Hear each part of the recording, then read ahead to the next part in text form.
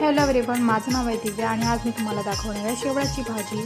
ही भाजी पावसाळ्यात मिळणारी पहिली रानभाजी असते आणि ही खूप टेस्टी असते। तर तुम्ही इकडे बघू शकता, त्याची आपल्याला साल सोलून घ्यायची आहे पूर्णपणे, जेणेकरून त्याची आपल्याला खाज लागता कामा नये। कारण की हे आपण जरी हातात जरी घेतलं तर त्यात खाज येते। मी काही व्हिडिओजमध्ये बघितलं की ते सालासकट भाजीमध्ये टाकतात, पण आमच्या या भाजीमध्ये आम्ही ते सोलून पूर्णपणे बॉईल करून आम्ही त्या भाजीमध्ये वापरले जाते।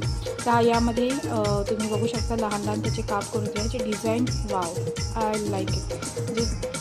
एकदा भाजी कापून झाल्यानंतर ती आपल्याला एका कढईमध्ये बॉईल करून घ्यायची आहे आणि थोडंसं मीठ टाकायचं, जेणेकरून ते बॉईल उकळून होईल आणि त्यानंतर आपल्याला ते पाणी उकळलेलं बाहेर काढायचं आहे। त्यानंतर ह्यासाठी लागणारं म्हणजे आलं लसणाची आणि अद्रक याची आपण पेस्ट केलेली आहे आणि कढीपत्ता।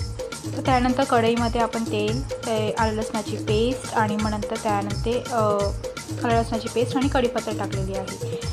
आणि ह्यासाठी मेन इन्ग्रेडियंट आहे आपला चिंचेचा कोळ, जो आपल्याला लागणार आहे त्या भाजीमध्ये। हे चिंचेचा कोळ एकदा रेडी झाला की आपल्याला त्या शेवळ्याचे जे आपण बॉईल केलं होतं ते पाणी सकट आणि तांदळाचं पीठ इथे थोडंसं टाकलेलं आहे की जेणेकरून आपली भाजी जाडसर होईल। आता हे पूर्णपणे आपण मिक्स करून घ्यायचं आहे आणि त्यानंतर आपण जे आलं लसणाची पेस्ट टाकली त्यात हळद, मीठ, मसाला, काश्मीरी मिरची मसाला आणि मीठ चवीनुसार आपल्याला येथे टाकून घ्यायचं आहे आणि पूर्णपणे ते आपल्याला मिक्स करून घ्यायचं आहे। एकदा मसाला फ्राय झाला त्याच्यानंतर ते आपल्याला जे आपली मिश्रण होतं ते आपल्याला ह्यात टाकायचं आहे आणि ते पूर्णपणे नीट उकळून घ्यायचं आहे। एकदा उकळी येऊन झाल्यानंतर आपण गार्निश म्हणून त्यात कोथिंबीर टाकू।